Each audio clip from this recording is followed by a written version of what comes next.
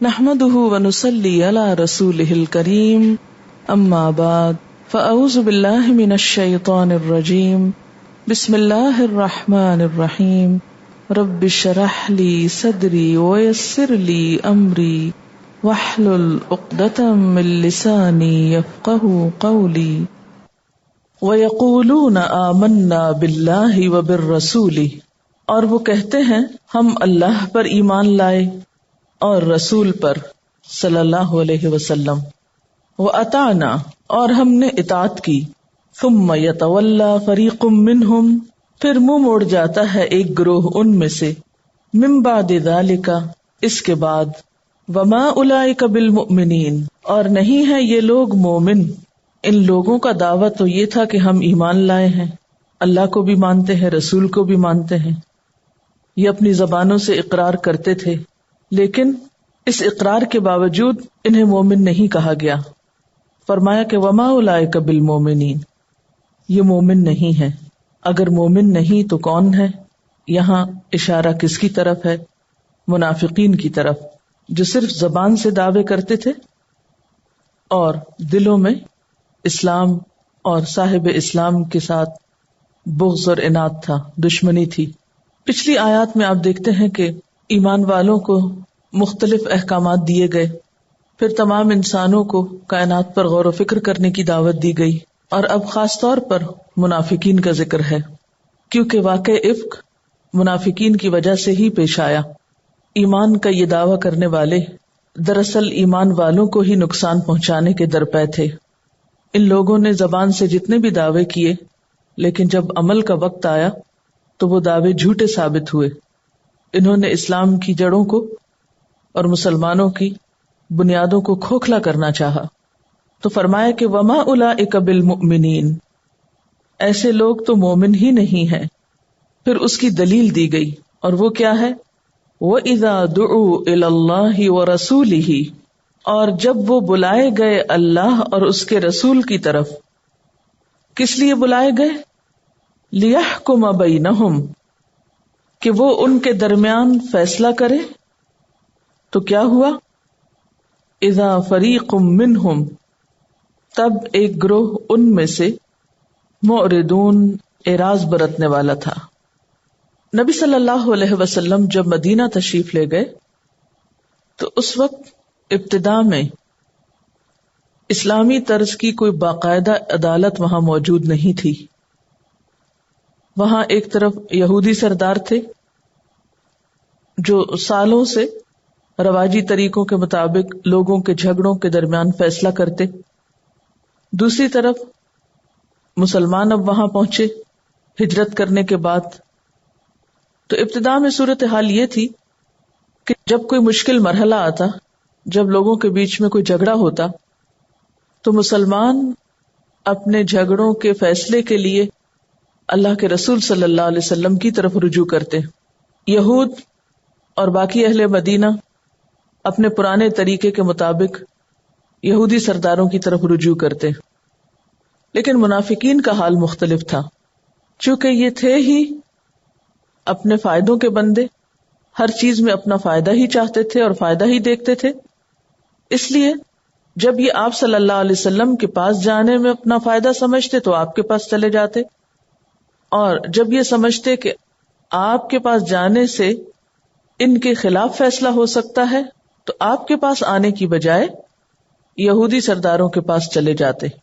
حالانکہ اگر ان کا دعوی ایمان سچا تھا اور ان کے کام سچائی پر مبنی تھے، تو پھر یہ تو سوچا بھی نہیں جا سکتا تھا کہ ایمان کا دعویٰ کرنے والے اپنے فیصلے کسی غیر اسلامی عدالت سے کرائیں گے۔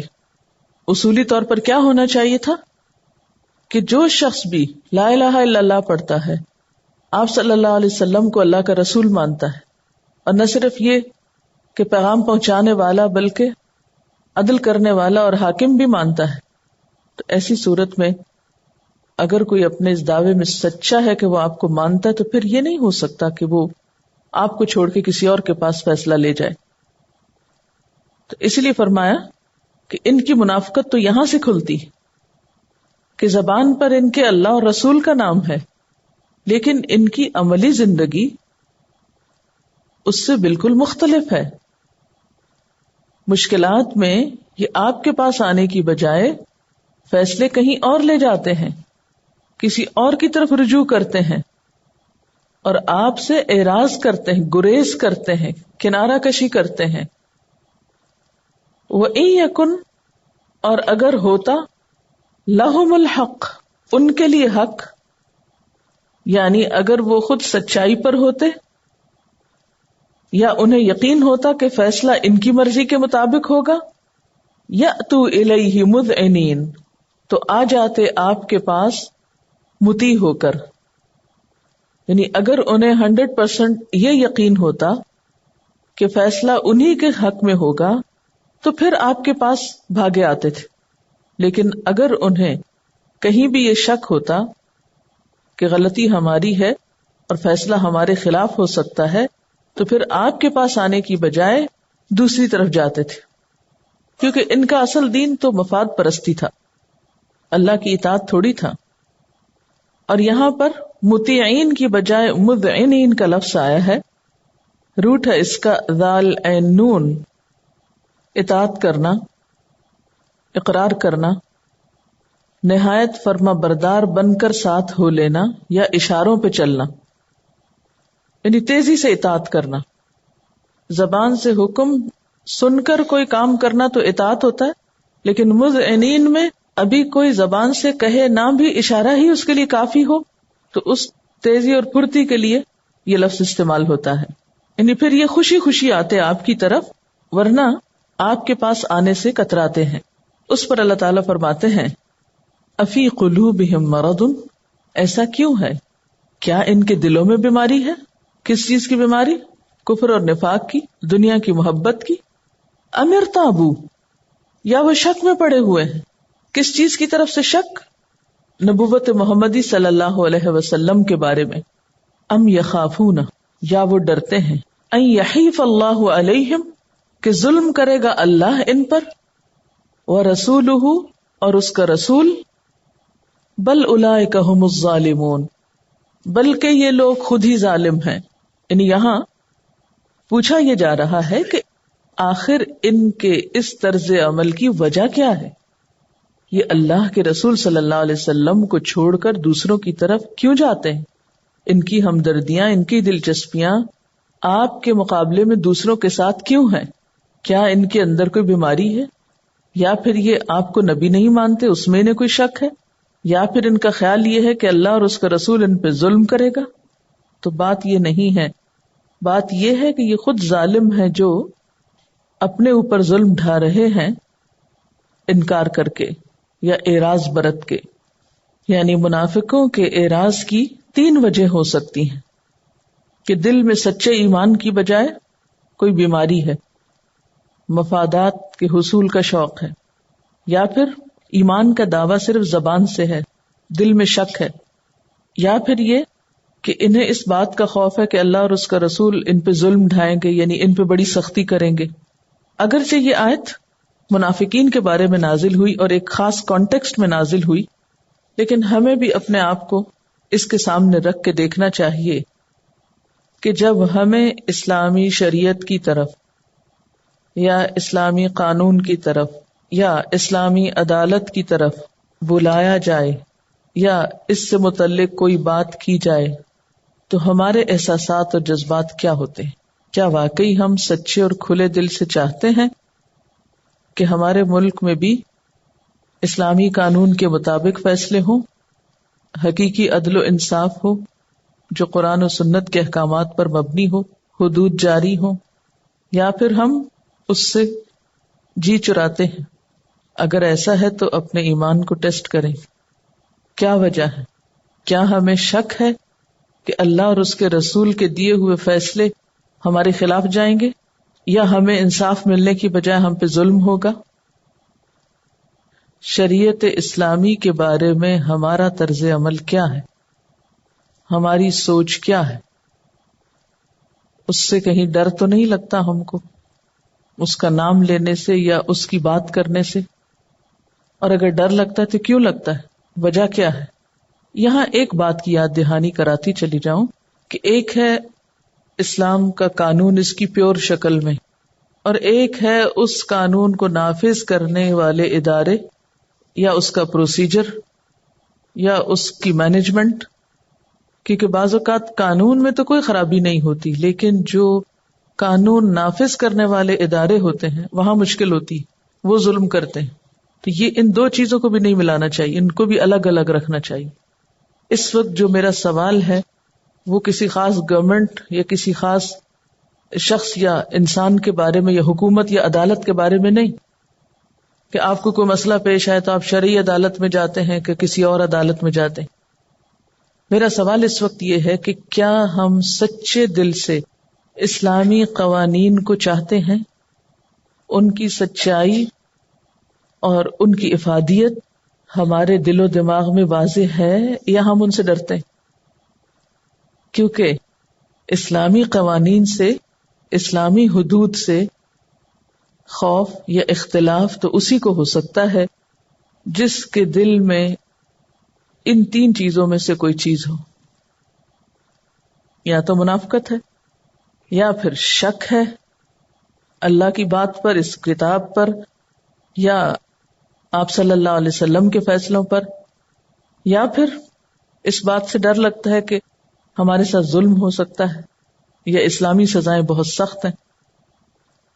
تو جو یہ سمجھتا ہے کہ اللہ اور اس کا رسول ایسا قانون دے رہا ہے جس میں بندے ذلیل ہو کے رہ جائیں گے، یا بندے مصیبت میں پڑ جائیں گے، یا بڑی مشقتوں میں گرفتار ہو جائیں گے، تو ایسی سوچ رکھنے والے اولئک ھم الظالمون، وہ خود ظالم ہیں. اللہ کے دین کو اپنے لیے مصیبت سمجھنے والے دراصل خود پہ ظلم کرنے والے ہیں. کیوں؟ اس لیے کہ اللہ کا بھیجا ہوا دین اگر صحیح معنوں میں کہیں نافذ ہو جائے تو ہر طرف عدل و انصاف ہو، لوگ مصیبت میں نہ پڑیں، مصیبتوں سے نکل آئیں. آپ سوچیں کہ اب بھی جہاں ٹوٹے پوٹے چند قوانین نافذ ہیں، چند حدود نافذ ہیں، جیسے چور کو سزا دی جاتی ہے یا قاتل کو سزا دی جاتی ہے قصاص میں، تو کیا وہاں لوگوں پر ظلم ہو رہا ہے؟ کیا وہاں عوام کی اکثریت کے ہاتھ کٹے ہوئے نظر آتے ہیں؟ یا سال میں کتنے لوگ ہیں جن کی گردنیں اڑا دی جاتی ہیں؟ کتنے ہزار ہیں جو ہر سال اس طرح مارے جاتے ہیں؟ بنسبت ان ممالک کے جہاں ایسا قانون نہیں ہے، اور وہاں بہت سے بے گناہ لوگ، ان گنت لوگ مارے بھی جا رہے ہیں اور لوٹے بھی جا رہے ہیں. تو ہمیں اپنے بنیادی کانسیپٹ کے بارے میں خود سے سوال کرنا چاہیے کہ ہمارا اشکال کہاں پر ہے، کنفیوژن کہاں ہے. اور یہاں پر لفظ یحیف استعمال ہوا ہے، یہ فے حیف کا لفظ اردو میں بھی آپ پڑھتے ہوں گے، صد حیف. تو حیف کا مطلب ہوتا ہے دوسروں کے حق کی ادائیگی میں جانبداری کرنا، سائیڈ لینا، کسی کی فیصلہ کرنے میں ایک جانب کو جھک جانا، انصاف نہ کرنا. کیا یہ ڈرتے ہیں کہ ان سے انصاف نہ کیا جائے گا، ان سے جانبداری برتی جائے گی، ان کو عدل نہ ملے گا؟ اس سلسلے میں یہ بھی پاسبل ہے کہ کہیں شریعت کا قانون نافذ ہو اور جو فیصلہ کرنے والا جج ہے اس کی زندگی میں کوئی شریعت نہ ہو، وہ خدا سے نہ ڈرتا ہو اور وہ ظلم کرے، تو پھر اس صورت میں اسلامی قانون سے ڈرنا نہیں ہے، اس شخص سے خوف کھانا ہے. تو یہاں پر اللہ اور اس کے رسول سے ڈرنے کی بات ہے کہ وہ ظلم کریں گے. تو جو شخص یہ سمجھتا ہے کہ اللہ اور اس کے رسول نعوذ باللہ ظالم ہیں، تو ایسے شخص کا تو ایمان ہی معتبر نہیں، وہ تو اسلام کے لبادے میں منافقت کر رہا ہے. فرق واضح ہوا ہے بات میں یا نہیں ہوا؟ یہ بڑے امتحان والی آیت ہے. اچھا، یہ جو بات ہے نا، بل اولئک ھم الظالمون، ایسے لوگ ظالم ہیں جو صرف اپنے ذاتی مفادات کی خاطر مسلمان بنے ہوئے ہیں اور مسلمانوں کو فریب دے رہے ہیں. ایسے لوگ اپنے آپ پہ بھی ظلم کر رہے ہیں اور دوسروں پر بھی، انہیں دھوکہ دے کر. یا پھر یہ کہ ایسے لوگ یہ تو چاہتے ہیں کہ ان کو ان کا حق پورا پورا ملے، خواہ کسی دوسرے پر ظلم ہی کیوں نہ کیا جائے. تو بات یہ ہے کہ دوسرے پر ظلم کرنے والا یا دوسرے پر ظلم کی خواہش رکھنے والا اپنے لیے ہی ظالم ہے. انما کان قول المؤمنین، بے شک مومنوں کا قول تو یہ ہوتا ہے، یعنی منافقین کے برعکس مومن کیسے ہوتے ہیں؟ اذا دعوا الی اللہ ورسولہ، جب انہیں بلایا جاتا ہے اللہ اور اس کے رسول کی طرف، لیحکم بینہم، تاکہ وہ ان کے درمیان فیصلہ کرے، تو ان کا طریقہ کیا ہوتا ہے؟ ان یقولوا، کہ وہ پکار اٹھتے ہیں، کہتے ہیں سمعنا و اطعنا، ہم نے سن لیا اور ہم نے اطاعت کی. وہ کوئی تیسری بات نہیں جانتے، وہ فوراً جھک جاتے ہیں، فوراً قبول کرتے ہیں. وَأُولَئِكَ هُمُ الْمُفْلِحُونَ، اور یہ لوگ ہیں فلاح پانے والے، کامیاب ہونے والے، جن کا طرز عمل ایسا ہو. وَمَن يُطِعِ اللَّهَ وَرَسُولَهُ، اور جو اللہ اور اس کے رسول کی اطاعت کرے گا. وَيَخْشَ اللَّهَ وَيَتَّقْهِ، اور اللہ سے ڈرے گا اور اس کا تقوی اختیار کرے گا. فَأُولَئِكَ هُمُ الْفَائِزُونَ، تو ایسے ہی لوگ کامیاب ہونے والے ہیں. پیچھے مفلحون کہا، یہاں فائزون کہا. تو کامیابی کی 4 شرائط کون سی ہیں؟ نمبر 1 اللہ کی اطاعت، نمبر 2 رسول کی اطاعت، نمبر 3 اللہ کا خوف، نمبر 4 اللہ کا تقوی. اللہ کی اطاعت میں کیا آتا ہے؟ فرائض کا پورا کرنا. رسول کی اطاعت میں کیا آتا ہے؟ سنتوں کا پورا کرنا. اللہ کے خوف میں کیا بات آتی ہے؟ گزشتہ عمر کے گناہوں اور خطاؤں کے بارے میں ڈرنا. اور اس سے تقوی کے بارے میں کیا بات آتی ہے؟ آئندہ زندگی میں محتاط رہنا. تقوی احتیاط کا نام ہوتا ہے. تو یہ ہیں 4 چیزیں کامیابی کی ضمانت. جس کے اندر یہ 4 چیزیں پوری ہو جائیں وہی جہنم سے نجات پائے گا اور کامیاب ہو جائے گا. یہ جو اپنے فرائض بھی پورے کرے، جو سنت پر عمل کا اہتمام بھی کرے، جو سب کچھ کرنے کے باوجود بھی اللہ سے ڈرتا رہے، اور خصوصاً اپنی پچھلی زندگی کے گناہوں کے بارے میں فکر مند رہے، اور جو آئندہ کی زندگی محتاط ہو کر گزارے، ایسا شخص کامیاب ہوگا. وَأَقْسَمُوا بِاللَّهِ جَهْدَ أَيْمَانِهِمْ، اور وہ قسمیں کھاتے ہیں اللہ کے نام کی پکی قسمیں اپنی. جہد ایمانہم، کیا؟ لئن امرتہم، اگر تم ان کو حکم دو، لیخرجن، البتہ وہ ضرور نکلیں گے. لپ سروس بہت کرتے ہیں، قسمیں کھا کھا کے کہتے ہیں کہ آپ حکم تو دیں، پھر دیکھیں ہم کیسی تابعداری کریں گے، آزما کے تو دیکھیں، آپ جب چاہیں ہم حاضر ہیں. لئن امرتہم لیخرجن، جنگ کے لیے بلائیں تو ہم نکل آئیں گے. قسم کے ساتھ جہد کا لفظ بطور تاکید ہے. جہد کا مطلب کیا ہوتا ہے لفظی معنی؟ کوشش. کیسی کوشش؟ It most struggle. جہاد کا لفظ اسی سے نکلا ہے. تو جہد ایمانہم یعنی جتنی ان میں ہمت ہے بات پکا کرنے کی یا پکی پکی کر کے قسم کھانے کی، اتنی قسم کھاتے ہیں، یعنی خوب خوب کھاتے ہیں، وسعت بھر، یعنی جتنی ان میں استطاعت ہے قسم کھانے کی وہ پوری استطاعت خرچ کرتے ہیں قسم کھانے میں. وَأَقْسَمُوا بِاللَّهِ جَهْدَ أَيْمَانِهِمْ قُلْ لَا تُقْسِمُوا. اتنی قسمیں کھانے کے باوجود اللہ تعالیٰ کیا فرمائے؟ قسمیں نہ کھاؤ، مت قسمیں کھاؤ. طاعۃ معروفہ، اطاعت معلوم ہے، یعنی تمہاری اطاعت کا حال سب پتہ. ان اللہ خبیر بما تعملون، بے شک اللہ خوب باخبر ہے جو کچھ بھی تم کرتے ہو. اب وہ منافق بےچارے پکی پکی قسمیں کھا رہے ہیں اور ان کی قسموں کا کسی کو کوئی اعتبار ہی نہیں، کوئی اثر ہی نہیں، بلکہ الٹا کیا کہا جا رہا ہے؟ لا تقسموا، قسمیں کھاؤ بھی نہ، کھانے کی ضرورت ہی نہیں. کیوں؟ اس لیے کہ جو کچھ تم کرتے ہو وہ تو سب کے سامنے ہے، اللہ کو تمہارے عمل سب پتہ ہے.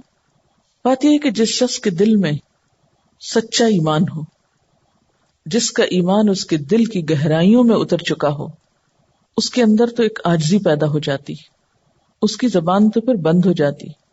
اچھا یہ بتائیے زبان کب بند ہوتی ہے؟ جب آپ گہری سوچ میں ہو کہ نہیں.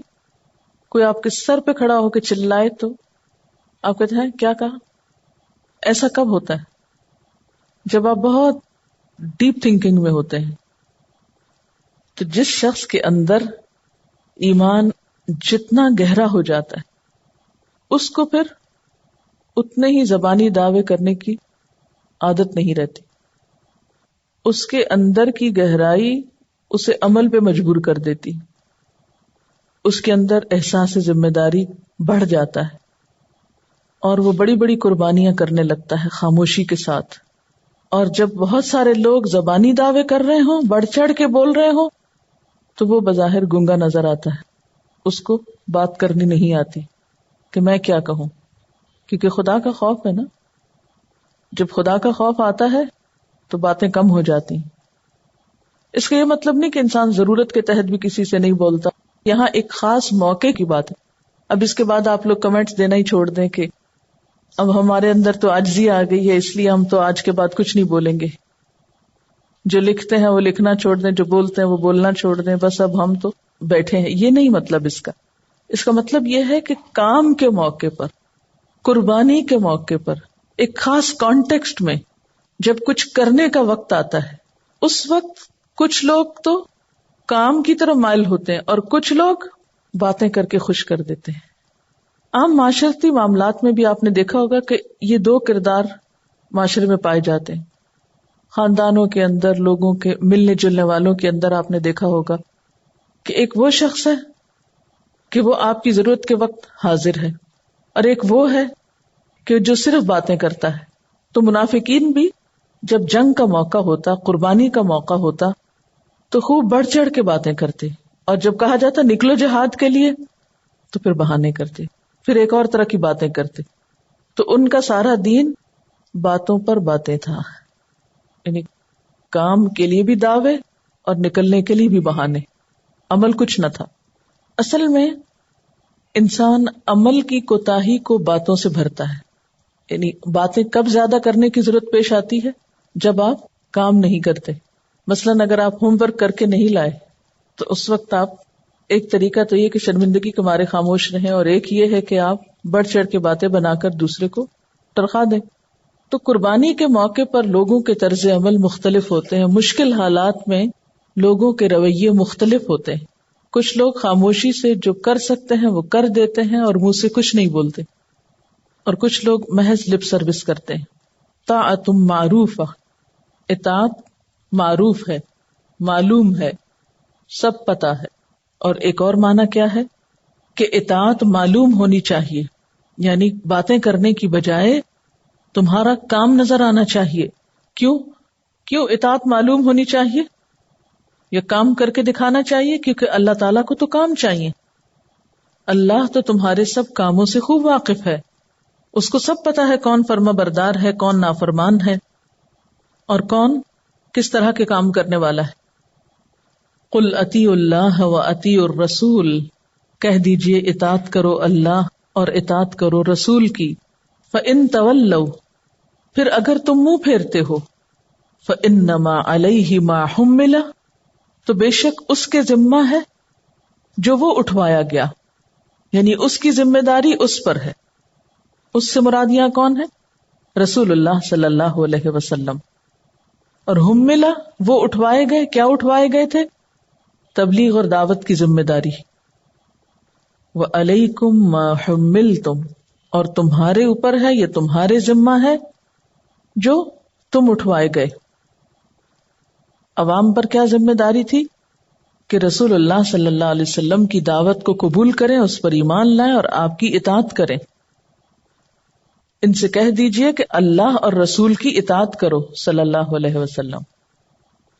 پھر اگر تم منہ پھیرتے ہو تو یاد رکھو رسول پر تو اتنی ہی ذمہ داری ہے جو وہ ادا کر رہا ہے، اور تم اپنی بھی خبر لو، کیونکہ تم سے اس ذمہ داری کے بارے میں پوچھا جائے گا جو تمہیں اٹھوائی گئی ہے.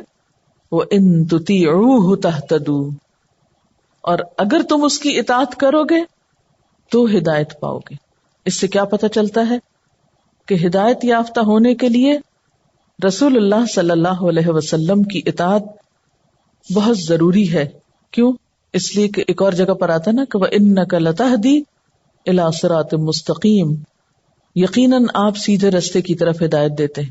سورۃ یاسین میں آتا ہے یاسین والقرآن الحکیم انک لمن المرسلین علی صراط مستقیم.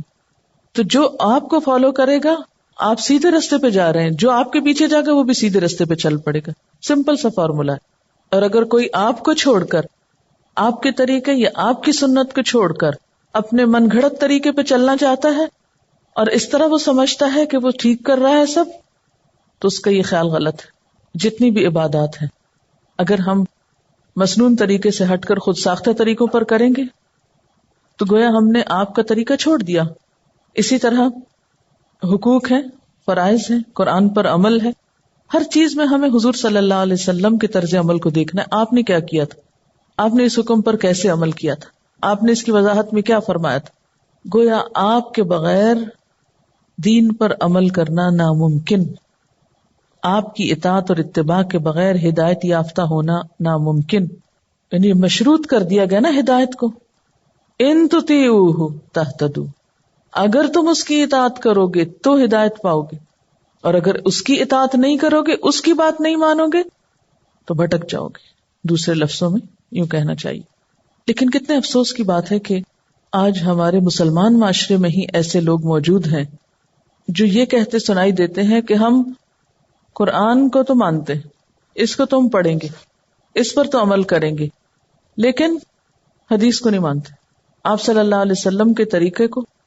معلوم نہیں اس میں کیا سچ ہے، کیا جھوٹ ہے، کیا کچھ مل گیا، اور وہ تو بہت سی حدیثیں گھڑ بھی لی گئی تھیں، اور اس قسم کے بہت سے کنفیوژن پھیلا کے لوگوں کو دین سے دور کر دیتے ہیں اور دین کو ادھورا کر دیتے ہیں اور اس خوشفہمی مبتلا کر دیتے ہیں کہ بس یہی تمہارے لیے کافی ہے جو کر رہے ہو، اس سے آگے بہت وضاحت میں جانے کی ضرورت نہیں. وما علی الرسول الا البلاغ المبین، اور نہیں ہے رسول کے ذمہ مگر پہنچانا کھلم کھلا. یعنی رسول صلی اللہ علیہ وسلم کیا پہنچا رہے ہیں، وہ تمہیں کیا بتا رہے ہیں، قرآن میں یا قرآن کے علاوہ دونوں جگہ جو اللہ تعالیٰ نے ان کو میسیجز دیے ہیں وہ آگے پہنچا رہے ہیں. اس لیے ہدایت کیسے پا سکتے ہو اگر تم نے ان کی بات نہ مانی، اور رسول تو اپنی ذمہ داری ٹھیک ٹھیک پوری کر رہے ہیں. جیسے ایک اور جگہ پر بھی آتا نا فَإِنَّمَا عَلَيْكَ الْبَلَاغُ وَعَلَيْنَا الْحِسَابُ، آپ کے ذمہ ہے پہنچا دینا اور حساب لینا ہمارا کام ہے. یعنی رسول اللہ صلی اللہ علیہ وسلم تمہیں پکڑیں گے نہیں تمہاری یہ نافرمانیاں دیکھتے ہوئے بھی، کیونکہ آپ کی ذمہ داری علیہ ما حمل کیا ہے، پیغامات پہنچا دینا، اور تمہارا کام کیا ہے، آپ کی اطاعت کرنا. وآخر دعوانا ان الحمد للہ رب العالمین. سبحانک اللہم وبحمدک نشہد ان لا الہ الا انت نستغفرک ونتوب الیک. السلام علیکم ورحمۃ اللہ وبرکاتہ.